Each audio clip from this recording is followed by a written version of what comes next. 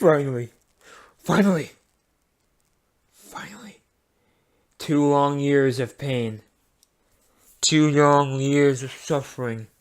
But finally, the end of an era. The beginning of a new and hopefully bright future has hit me in the face, man. Oh my god, I've waited so long for this time.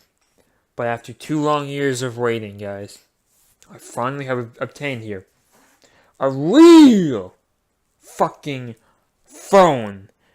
This ain't any ordinary phone. This is the Samsung Galaxy S7. Yes, yes, yes. A real fucking phone. No more LG phones that break and don't work. No more phones from 5 years ago I've been using. And it's a very, very nice day for me. Honestly, guys, when you purchase a new phone, I went to Verizon, got my new phone. They do unfortunately take the phone out of the packaging, but the rest of the stuff is still in the box here. So let's take this shit out here. Let's get that review coming, man. Here's the back of the beautiful black box. So this is a departure from the old style. They used to do this fake wood grain effect, which has its benefits and negatives. But overall, I got no problem with this. This is the inside, nothing to see in there, but don't worry, we got more stuff coming in here. So this part was a little confusing. So you have to like do this, like that, and it comes off relatively easily. So here's the actual product here. Well, I mean, my bad, not the actual product. Here's the actual inside of the box. So the phone comes in this little case here, but obviously I've taken the phone case out already. You have some more stuff in here. I'm not sure what is in here. Let's find out. What exactly is in here? I have no idea. Got some instruction manuals, not very important in my opinion. I could care less about. You have a bunch of papers in here. Nothing too important there. Don't worry about that. Now that tape's not from that, from something else. So here's your first major device. You have your micro USB cable, which can be used for power and data transfer, which is very important because these days, guys, not every micro USB cable can do data transfer. But this one, don't worry, this one obviously can. Put that here. You have your power brick. This power brick has not changed. I have a Galaxy S4. Well, I used to have one before I broke it. And yeah, it looks exactly the same. The power brick has not changed in about 3 or 4 years since that phone. And what we have here is I believe this is your Type-C adapter. Yes, the Galaxy S7 is one of the first Samsung phones to use Type-C connection. I do believe this is an adapter. Type-C promises faster data speeds, faster charging speeds, and all that good stuff. And what we have here is, you have some convenient looking earphones here. I'm going to take a look at this. I'm going to dive deeper into this. I do wonder how good these things are, because I don't really have good earphones on me at the moment. I have some solid headphones, including the headphone I'm using right now, but I want to see exactly how good these things are. So all this stuff has not been opened yet, so don't worry about that. Doesn't seem to want to come off here. I don't want to waste too much of your time here, but I do want to test these for you on camera. I do believe that's kind of important. Because this is a flagship phone, you know. This is not a cheap phone like usual. This is indeed a flagship phone, and you do expect these parts to all become flagship in some way. You do expect them to be pretty good. So, yeah, this thing is really sealed on there. I'm gonna pause the video here. I don't want to waste too much of your time. I'll be right back. So that was fairly easy once I figured out how to do it. So let's open this thing up. Where's the barrier of entry? Where's that point? There we go. So here are your earphones, guys. They look very, and when I mean very similar to the Apple ones. See, they look exactly like those. So it's up to you. You know what these things feel like. You know how they sound like. It's up to you if you want these or you're going to use your own. That's up to you. So guys, here's the actual Galaxy. I do have a case on here. I do have a Unicorn Beetle, which is a pretty solid case here. This is a home screen. Don't want to show you my personal information, but here's some information. So that's very smooth. Here's the home page. Here's the UI and all that information. So you may be wondering what testing am I going to do here? I'm going to take a picture. I do think taking pictures is important here. I'm going to take a good picture of a detailed macro shot.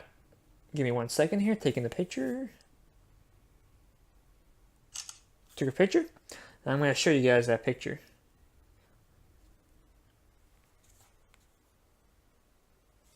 My bad. I took it up. Here's the photo. I mean, it's not easy to tell, but it looks pretty damn good. This is not supposed to be the most comprehensive review in the world. It's supposed to be just a kind of brief overview of everything this phone can do, right? So, what other important things? Let's download the benchmark. I do believe benchmark is. Let's do Geekbench. I think Geekbench has always been a universal standard. I'm a fan of Geekbench. People like other things better than Geekbench, but I've always been a fan of Geekbench. So Geekbench 4 is the newest one, I believe. So let me install that now. I'm installing it right now. Let me just click install. Here's if you want to, I don't want to take the phone out of the case, guys. I do want to keep this thing protected. So unfortunately, I'm gonna have to leave the phone in the case. I did in fact buy the This is indeed the black version. There's also a gold version you can purchase. But yeah, I'm just downloading the app here. It's pending. The reason it's pending is I am downloading other things at the moment. All the stock applications are downloading unfortunately in front of this thing. So while this thing pens, let me see what else you can do on this device here. Let's see here. Here's just the messaging app there. That's how the messages work. Here's your app locker. That's your app locker there. This is how your settings are going to look. Pretty standard. They really toned down. They've toned down TouchWiz over the years, and it's for the best. I do believe TouchWiz is an unnecessary thing that I'm glad they're at a point now where it's not too crazy anymore. It used to be a lot more crazy and shit, but at this point, it's relatively calm and pretty simple, and I'm a fan. So you do have some stock applications here. So if you can see this on screen, you have Mobile Strike, that's stock. Sugar Smash, stock. Samsung Gear, yeah, that's you kind of need that. So I understand why you would stock that. You have Genies and Gems. You have Empire, Go 90, Go Security, Ali. This is a weird one. I put AliExpress on there. That's weird. AliExpress is not a very mainstream company in the United States at this point. I'm confused. I'm confused about why they would do that. I mean, AliExpress is a Chinese company. Samsung is a Korean company. I don't understand the benefit there. I guess if you pay them a lot of money, then I guess anything's possible, right? I guess that's how that shit works, right? So I'm gonna run that CPU benchmark, right? And it's running at the moment, guys. So at this point, I'm gonna pause the video. I'm gonna come right back when it's done. I don't want to waste more of your time than I have to. So see you guys in a minute. So guys, we are back here with the review scores, and what we have here is a 3937. And, I'm aware of the fact that the Snapdragon is inferior to the Exynos version, which comes out of Europe and out of Japan, all that stuff. I understand that we don't get that, so it's not going to be as good. So the 3937 matches up right between the Note 5 and the Edge 6, right? Both of these have Exynos processors. Hopefully you can see that there. So, it's not amazing. For single core, this is about the Note 6 and the Edge 6. I understand it's not perfect, but, overall, for a phone that you can get through a CDMA network, which there aren't many phones out of the entire group that you can actually get on CDMA. All you have is really the Moto phones, you have HTC, you have Samsung, you have iPhone. Like, you gotta think about it from my perspective, guys. The amount of subsidies you get through Verizon is substantial, right? Which is CDMA.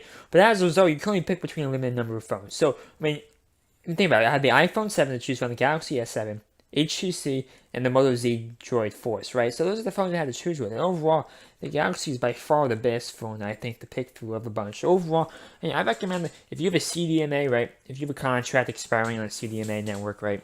Or if you have a GSM is still, I still recommend this phone even. But really, especially if CDMA, this is the phone to get. GSM, I do agree, is more competition because you don't get as much of a subsidy, if I remember correctly. You still have Sprint and you have you have AT&T, you have T-Mobile offering GSM.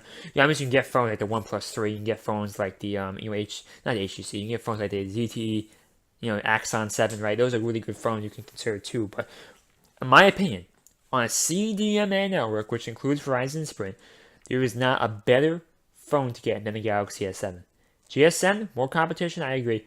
But so if you want to buy a Galaxy S7, man, I'll have a link down below where you can buy it on Amazon, and hopefully you check that out and if support the channel. Because if you buy a phone, with my link, oh my god, you're gonna greatly support the channel. So overall, guys, we hope you enjoyed this video.